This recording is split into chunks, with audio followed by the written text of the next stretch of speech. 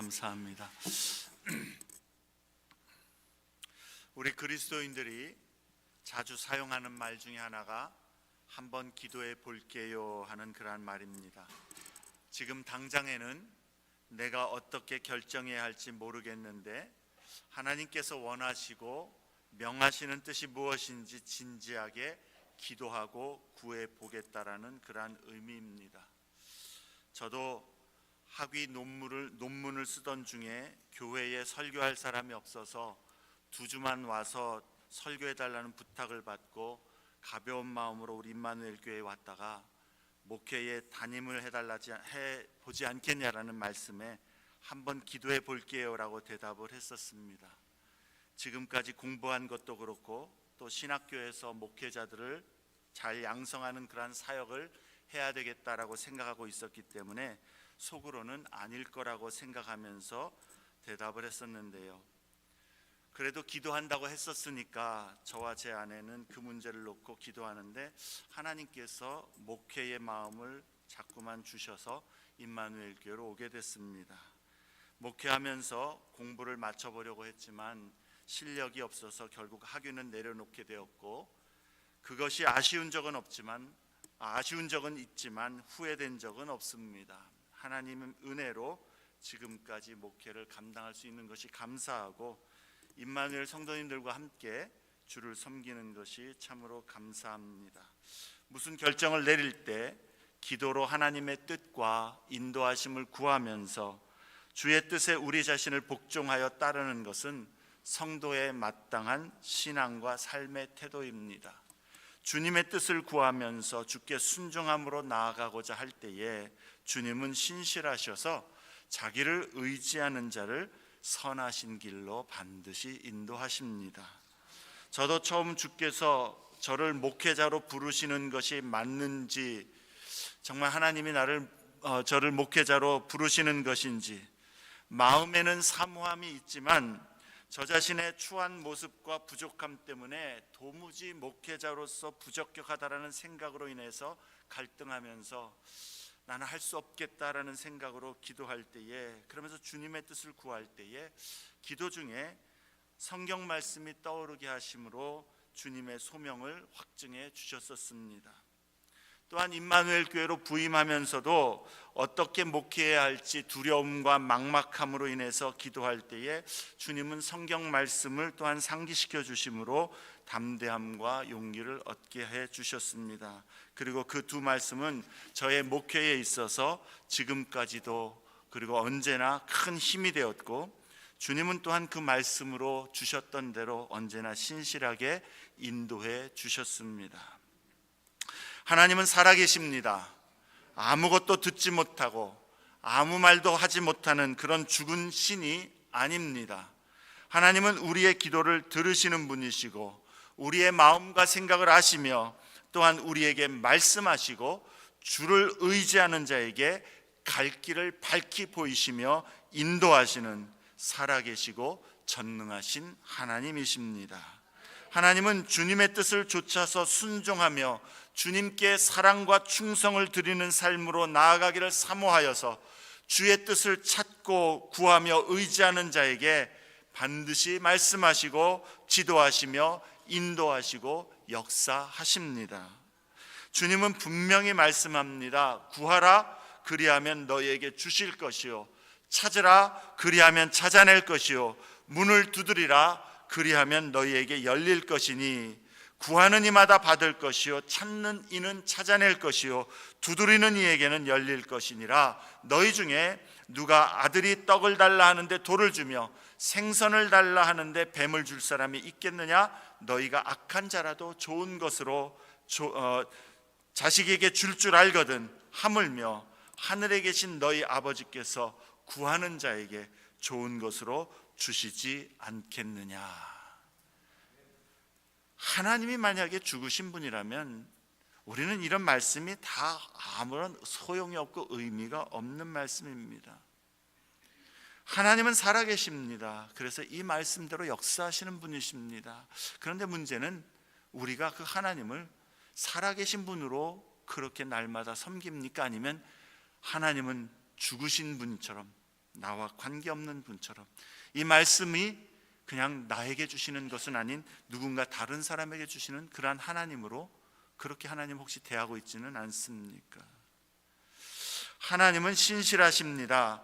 진정 하나님의 뜻을 구하고 그 뜻대로 행하고자 기도하는 자에게 하나님은 갈 길을 밝히 보여주시고, 혹은 그 보이시는 것이 무엇을 해라 어디로 가라 하는 구체적인 말씀이 아닐지라도 매일매일 내가 가는 길이 무엇인지 모르지만 한 걸음 한 걸음 주님 앞에서 믿음으로 주를 의지하여 순종하며 걷는 자에게 주님은 반드시 그 걸음을 인도하시고 그 길을 붙들어 주시는 것입니다. 그런데 어떤 사람은 한번 기도해 볼게요, 혹은 기도하고 결정한 것이에요 라는 이 말의 의미를 잘못된 동기와 의미로 사용하는 경우도 있습니다. 하나님의 마음과 뜻을 구하고 쫓아가려는 것이 아니라 자기 자신의 생각과 뜻대로 행하고자 하는 것을 그냥 경건한 말로 포장하기 위해서, 그리고 교회나 다른 성도들에게 자신을 그냥 옹호하는 그러한 핑계의 도구로 사용하는 경우가 있다라는 것이죠. 그런 때에는 이미 하나님이 기뻐하시는 뜻이 무엇인지는 상관없이 내가 원하는 결정과 내가 바라는 방향대로 그것을 나가길 원하고 그것을 정당화하기 위한 수단으로 기도를 이용하고자 하는 교묘한 마음인 것이고, 우리 모두에게도 그런 유혹과 죄성이 늘 도사리고 있다는 것을 우리 스스로에게 우리는 상기시키며 경계해야 할 줄로 압니다. 기도는 언제나 하나님의 말씀 앞에서 그리고 하나님의 말씀 안에서 해야 하는 것입니다. 하나님의 뜻을 구하는 것이고 하나님이 원하는 것이 무엇인가를 찾는 것이지, 내가 원하는 것들을 하나님 앞에서 강요해서 얻어내는 게 기도가 아닙니다. 하나님 앞에서, 하나님의 말씀 앞에서, 말씀 안에서 기도할 때에 그 또한 하나님의 우리에게 가르쳐 주시는 뜻은 언제나 하나님의 말씀과 그 가르침에 부합되는 것입니다. 하나님께서는 성경 말씀에 반대되거나 어긋나는 일들을 결단코 승인하거나 명하시는 법이 없습니다. 하나님의 뜻은 하나님의 말씀에 분명하게 나와 있고, 하나님은 언제나 그 말씀을 따라 말씀대로 행하시는 분이십니다. 아무리 우리가 그러므로 기도를 많이 하고 오래 하고 정말로 깊이 했다 할지라도, 그래서 우리가 정말로 하나님의 말씀의 뜻이 무엇인가 보다는 우리가 원하는 것들을 나름대로 그럴듯한 이유를 내세우고 합리적이고 또한 사람들이 들을 때에 뭐라고 변명할 수 없는 그런 핑계를 열거하면서 기도한다 할지라도 하나님의 말씀에 거슬리는 것은 절대로 하나님을 기쁘시게 할 수가 없는 것입니다. 어떠한 경우에도 하나님의 말씀에 거슬려서 행하는 것은 정당화되지 못합니다. 우리가 기도할 때 이미 우리 마음에 하나님이 기뻐하지 않으실 것이라는 거리낌이 있다면, 그래서 마음에 그거 아니잖아 라든가 혹은 하나님의 말씀에 따라서 이렇게 해야 하잖아 하는 감동이 있다면, 그것은 그 하나님 원하시는 것 따르지 않으려고 기도하면서 때를 쓸 일이 아니라 주님께 나를 쳐서 복종해야 할 일이라는 것을 우리는 기억해야 합니다. 우리는 하나님의 말씀의 절대적인 권위와 능력을 우리의 삶에서 인정하기를 배워야 하는 것입니다. 그러려면 주님 말씀을 신뢰하여 말씀에 절대적으로 순종하기를 힘써야 하고, 그렇게 순종하는 자는 하나님의 말씀의 능력과 권세를 실제적으로 경험하는 것입니다. 성경에는 하나님의 말씀에 대한 은유가 여럿 있습니다. 예수님은 말씀을 씨앗에 비유하셨습니다. 말씀은 생명력이 있어서 우리 마음에 뿌려질 때에 믿음으로 받으면 그것이 자라서 변화의 열매를 맺게 합니다. 말씀의 능력이 나타납니다. 예레미야서에서는 23장 29절에 하나님의 말씀을 불로 그리고 방망이로 묘사합니다. 하나님의 말씀의 불은 각 사람의 공적을 시험합니다. 이게 하나님 앞에 정말 올바른 일들이었나를 시험합니다. 또한 거짓 선지자들과 거짓 가르침을 방망이처럼 깨뜨려 부숩니다. 오늘 본문과 에베소서 6장 17절에서는 하나님의 말씀을 검으로 비유합니다. 그런데 에베소서에서는 말씀의 검이 마귀의 간계와 시험, 유혹을 대적하여서 자신을 보호하기 위한, 그래서 원수를 향하여 공격하는 의미에 더 가까운 그러한 검이라고 한다면, 오늘 본문에서 의미하는 말씀의 검은 수술용 메스처럼 자신과 자신의 내부로 향하게 하므로 하나님 앞에 자신을 살피고 찔러 쪼개어 적나라하게 자신을 드러내놓아 치유하고 새롭게 하는 데에 그 초점이 있는 것입니다. 오늘 본문은 11절과 연결되어 있음을 먼저 기억해야 되겠습니다. 우리말 성경에는 번역이 안 되어 있지만 원문에는 12절에 왜냐하면 이라는 단어로 시작을 하면서 앞에 9절과 연결을 짓고 있기 때문입니다. 11절 말씀에 그러므로 우리가 저 안식에 들어가기를 힘쓸지니 이는 누구든지 저 순종하지 아니하는 본에 빠지지 않게 하려 함이라. 왜냐하면 하나님의 말씀은 살아있고 활력이 있어서 이러이러하게 역사하기 때문이다. 그런 의미입니다. 하나님의 말씀에 관하여 유명한 이 구절은 우리에게 히브리서 4장 1절부터 11절 앞에 있는 그 말씀들의 경고에 뒤이어서 주는 메시지라는 것을 기억할 필요가 있다는 것입니다. 1장부터 4장까지의 우리 말씀을 여러 번 들었는데요, 좀 그 내용을 다시 한번 간단히 상기시켜 드리자면, 히브리서의 핵심 주제는 예수 그리스도의 절대적인 최고 우월성, 그리고 그리스도의 십자가 희생이 우리의 죄사함과 구원을 위해서 충분하다라는 그리스도의 충족성이다라고 이야기했습니다. 그리스도의 최고 우월성, 그리고 그리스도의 충족성. 그래서 1장과 2장은 천사보다 훨씬 탁월하신 장엄하신 그리스도에 관해서 말씀했고, 3장은 그리스도께서 모세보다 훨씬 뛰어나심을 증언합니다. 주님의 집에 신실한 종으로서의 모세와 집의 아들로서의 예수 그리스도를 비교한 것입니다. 그러면서 이스라엘 백성을 가나안의 안식으로 인도했던 여호수아와 하나님의 백성을 영원한 안식으로 인도하시는 예수님을 비교합니다. 안식에 들어가는 일을 생각하면서 히브리서 기자는 이스라엘 백성이 광야에서 불신앙과 불순종으로 인하여 가나안의 안식에 들어가지 못했던 일을 상기시켜 줍니다. 그래서 4장에서 성도들에게 안식에 들어가기 위하여 힘쓸 것을 권면하고 있습니다. 4장 1절에 이스라엘 백성이 가나안 땅의 안식을 약속으로 받았지만 불신앙과 불순종으로 인하여서 그것을 얻지 못한 광야에서 죽은 세대가 있었던 것처럼 우리도 그와 같은 실수를 범할까 조심하라, 두려워하라 권면하고 있습니다. 그럼 여기서 말씀하는 안식은 무엇입니까? 안식이 무엇을 의미합니까? 이 안식은 현재 그리스도 안에서 하나님의 나라와 하나님의 평강을 경험하는 것이고, 또한 궁극적으로 천국에서 영원히 경험하게 될 하나님 나라의 안식을 의미합니다. 그러니까 지금도 하나님 나라의 그 안식, 그리스도의 다스리심과 그리스도의 그 평강을 믿음으로 누릴 뿐만 아니라 하나님 나라에서 얻게 될 영원한 그 안식을 의미하고 있는 것이죠.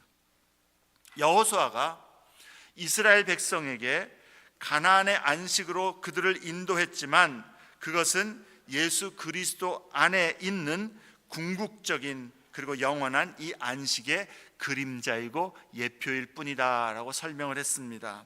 그래서 9절부터 여러분 보면요, 그런즉 안식할 때가 하나님의 백성에게 남아 있도다라고 선언하고, 10절에 이미 그의 안식에 들어간 자는 하나님이 자기의 일을 쉬심과 같이 그도 자기의 일을 쉬느니라 말씀합니다. 그리고 11절에서는 우리가 저 안식에 들어가기를 힘쓸지니 라고 권면합니다. 9절부터 11절의 내용을 여러분이 읽다 보면 그 내용의 흐름이 좀 혼돈이 올 수 있습니다. 도대체 뭘 말하는 것일까? 안식할 때가 남아있다? 그런데 안식에 들어가는 자는 자기 일을 쉰다? 그러므로 안식에 들어가기를 힘쓰라. 좀 서로 반대되는 말인 것 같습니다.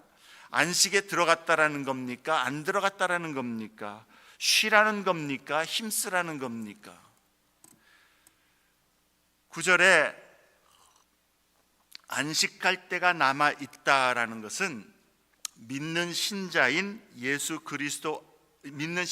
우리가 예수 그리스도 안에서 하나님 나라를 약속으로 얻었고 그 나라에 들어갈 확신이 있지만 아직 완전히 그 나라가 임하지 않았기 때문에 그 나라에 우리가 지금 완전히 들어간 것은 아니다라는 것이죠. 주님이 우리를 부르시는 그날에, 혹은 주 예수 그리스도께서 다시 오시는 마지막 날에 하나님의 나라는 온전히 임할 것이고 그때에 하나님의 성도들에게 완전한 안식은 주어질 것입니다. 그래서 9절에 우리에게 안식이 남아있다라고 이야기하는 겁니다.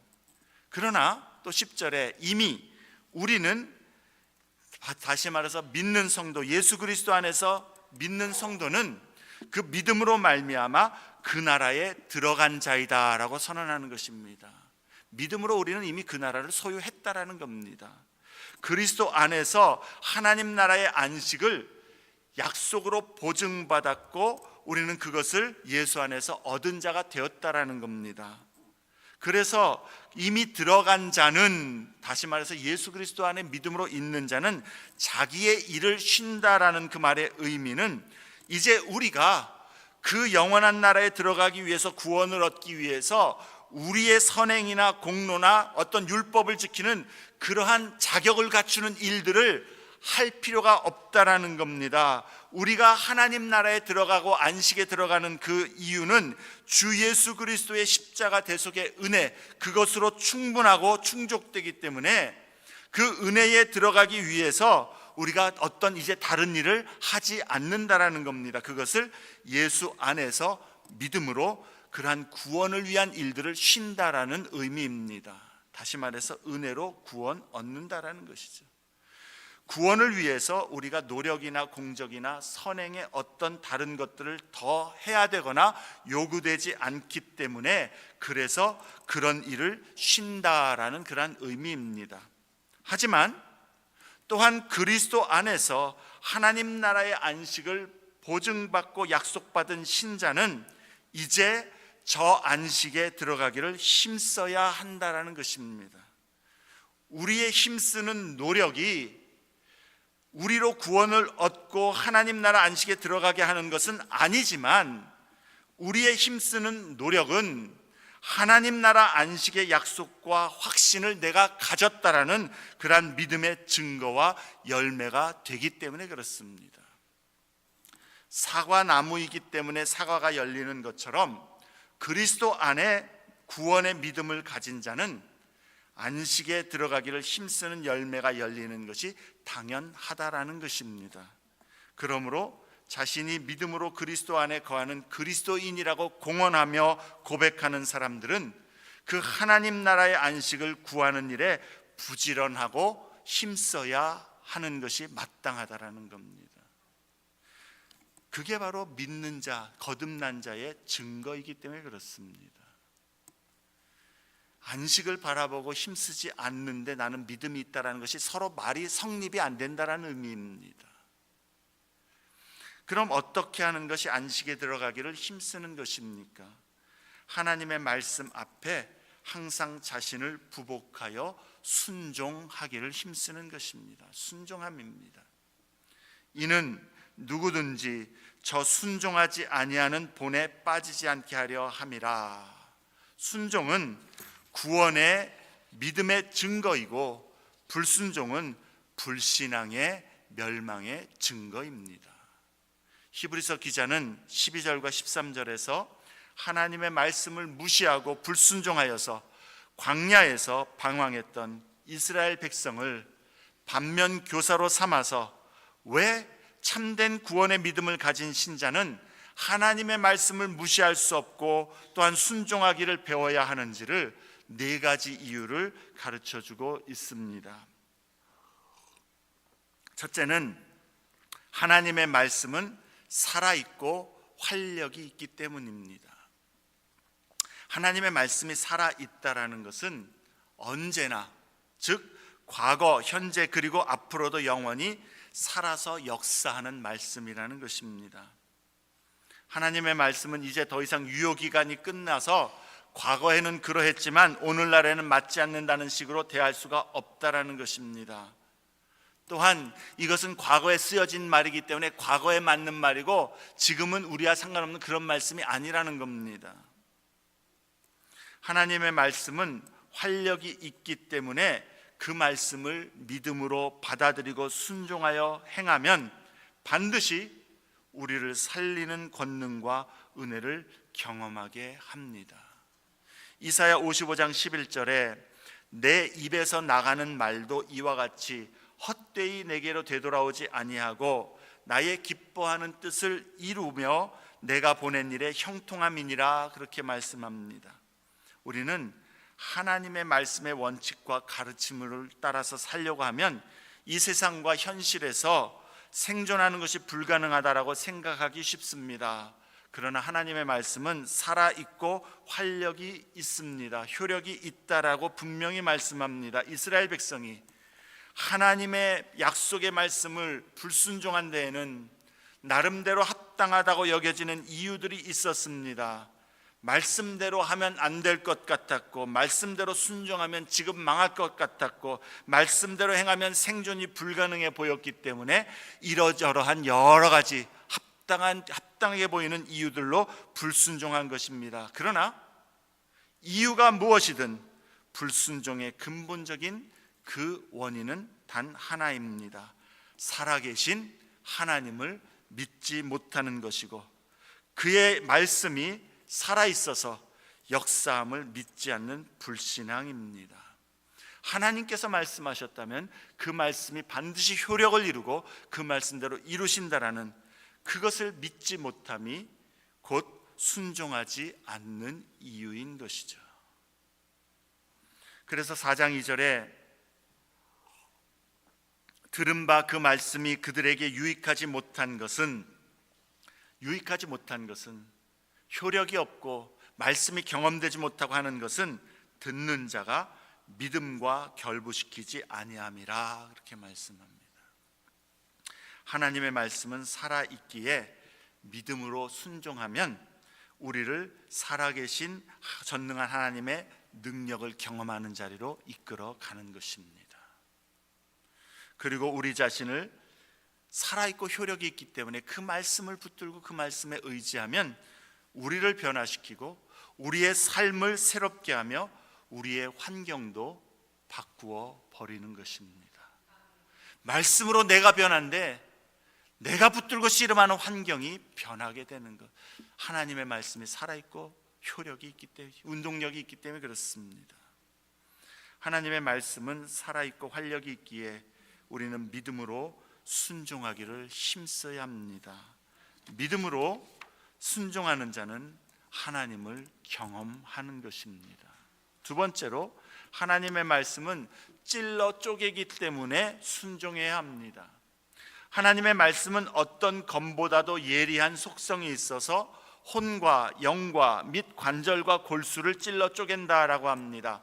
혼, 영, 관절, 골수, 이 말은 인간의 마음이 어떻게 구성되어 있는지, 그래서 이 말씀을 통해서 인간은 혼과 영과 육체가 있다, 이런 것을 의미하는 게 아닙니다. 여기서 말하는 것은 우리의 가장 깊고 은밀한 곳까지 하나님의 말씀은 들어간다라는 것을 의미하는 것입니다.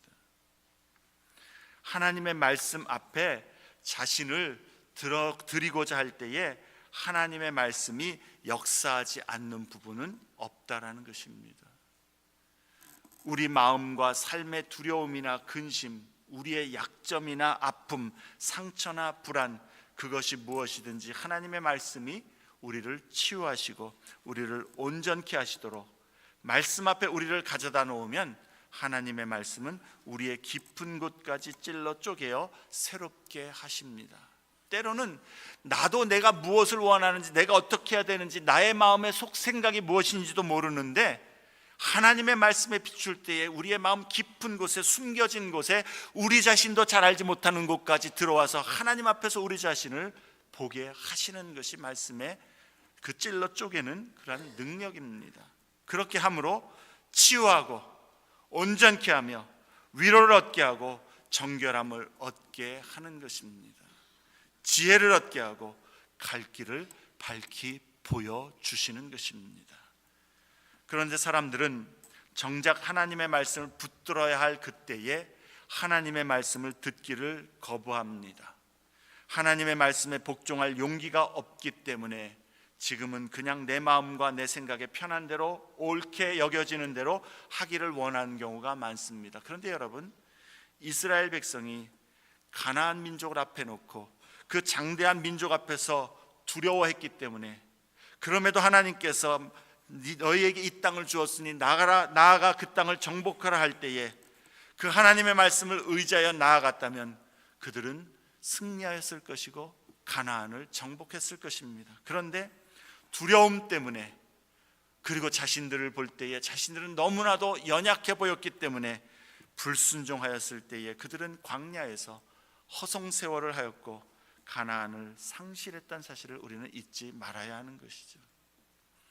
또한 어떤 때는 말씀 앞에 서는 것이 너무나 부담되고 고통스럽기 때문에 나중에 지금 말고 마음에 좀 여유가 생기면 하나님의 말씀에 나를 비추어서 그렇게 한번 따라 보겠다라고 그렇게 말하기도 합니다. 그러나 그때가 지금 하나님께서 우리 마음 가운데 부담을 주실 때에, 우리 마음 가운데에 참 그것을 지적하실 때에, 그때가 가장 하나님의 말씀 앞에 자신을 가져다 놓아야 할 때라는 것을 우리는 잊지 말아야 할 것입니다. 하나님의 말씀이 살아있고 활력이 있어서 나를 소생시킬 뿐만 아니라 우리의 가장 깊은 곳까지 찔러 쪼개어 우리로 온전하게 할 것이기 때문입니다.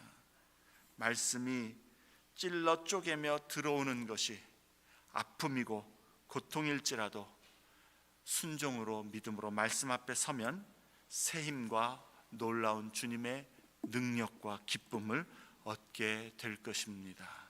말씀에 내 마음과 삶이 찔려서 쪼개어지는 은혜가 있으면 치유함이 또한 있음을 기억하면서 하나님 앞에서 그 말씀 앞에 부복하기를 힘써야 하는 것입니다. 세 번째로, 하나님의 말씀은 판단하기 때문에 순종해야 합니다. 하나님의 말씀은 우리의 마음과 생각과 뜻을 판단합니다. 우리 자신의 실제 모습이 무엇인지 어떠한지를 알게 한다라는 겁니다.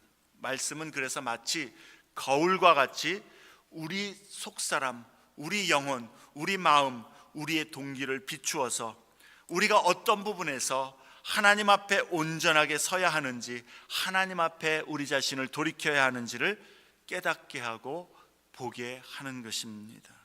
그러므로 지혜 있는 자는 날마다 말씀에 비추어 자신의 모습을 정직하게 보기를 힘쓰는 자입니다. 어리석은 자는 자신의 행동과 생각, 판단과 동기가 다 옳다라고 생각합니다. 그러나 진정 지혜 있는 자는 자신의 판단과 생각을, 그리고 다른 사람의 생각과 판단도 하나님의 말씀을 기준으로 거기에 비추어 분별하고자 노력하는 사람인 것입니다. 우리는 하나님의 말씀이 우리의 생각과 행동, 그리고 동기와 판단을 분별하고 감찰하시도록 기도해야 하는 것이요, 하나님의 말씀 앞에서 날마다 정직하게 나 자신을 바라보면서 그 말씀이 지적하시는 대로, 보여주시는 대로 변화되기를 사모하며 기도해야 하는 것입니다. 앞서도 언급했듯이 우리가 어떤 일의 결정이나 선택에 앞서서 기도하는 것은 우리의 생각과 판단을 하나님께 통보 내지는 관철시키기 위함이 아닙니다. 하나님의 말씀과 뜻 앞에서 우리의 결정과 선택이 판단받고 하나님이 기뻐하시는 뜻에 나를 순복하기 위한 것, 그것이 기도하는 이유인 것이죠. 정직하고도 순종하는 마음으로 하나님의 말씀 앞에 서고자 하는 자를 하나님은 항상 바른 길과 선택과 결정으로 인도해 주시고 예수 그리스도의 그 영광스러운 형상을 닮아가도록 우리를 성숙시켜 주시는 것입니다. 마지막으로, 하나님의 말씀은 다 드러내기 때문에 순종해야 합니다. 어떠한 피조물도 어떠한 행동이나 동기와 생각도 하나님의 말씀 앞에 숨겨지는 것은 없습니다. 하나님은 모든 것을 보십니다. 사람들은 우리의 외면만 볼 수 있고, 우리가 말로 잘 포장할 때에 우리의 내면을 숨길 수 있겠지만, 하나님은 우리의 숨겨진 깊은 내면의 동기와 생각을 다 아십니다. 그래서 우리는 하나님의 말씀 앞에 서기를 힘써야 합니다. 그렇게 설 때에 때로는 우리 자신도 우리 자신의 생각과 마음에 속을 수 있기 때문에 그 말씀을 통해서 보면서 우리가 과연 어떠한 자인가를 우리는 또한 볼 수 있어야 하는 것이죠. 오늘 말씀에 보면 모든 만물이 벌거벗은 것 같이 드러난다, 그렇게 이야기합니다. 하나님 앞에 우리가 벌거벗은 모습으로 설 수밖에 없음을 인정할 때 우리는 하나님 앞에서 말씀에 비추어 자신의 모든 것을 드러내놓고 정직하게 기도하며 하나님의 은혜를 구할 수밖에 없는 것입니다. 다른 사람들에게 감추어져 있고, 심지어 나 자신도 그것을 인정하기 어려운 그런 부분들, 나 자신도 자신에게 있는 그 부끄러운 모습과 성품과 행동과 마음이 들춰질 때에 너무나도 자신도 수치스럽고 창피하고 추악한, 그래서 자신의 너무나도 그 모습, 자신의 모습이 너무나도 싫은 것을 말씀을 통해서 우리가 발견하게 되는 것, 그것이 은혜입니다.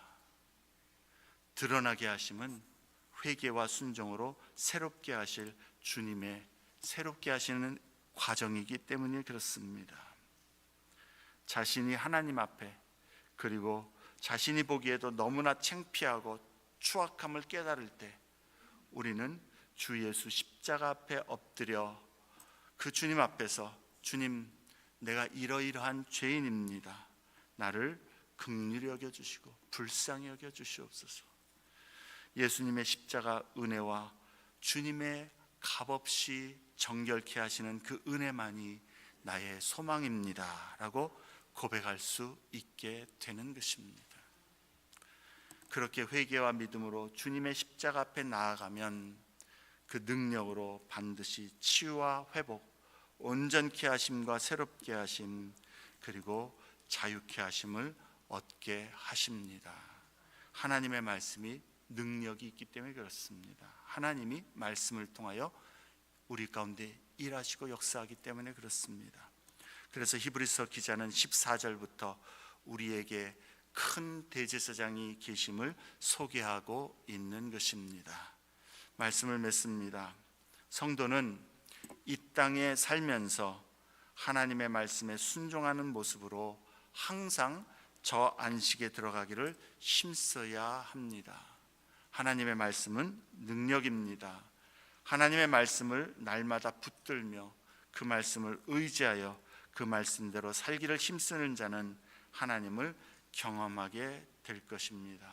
그리고 주님의 신실한 인도하심을 얻을 것입니다.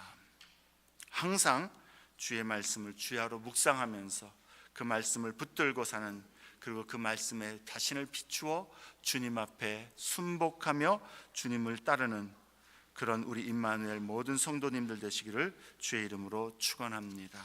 함께 기도하겠습니다.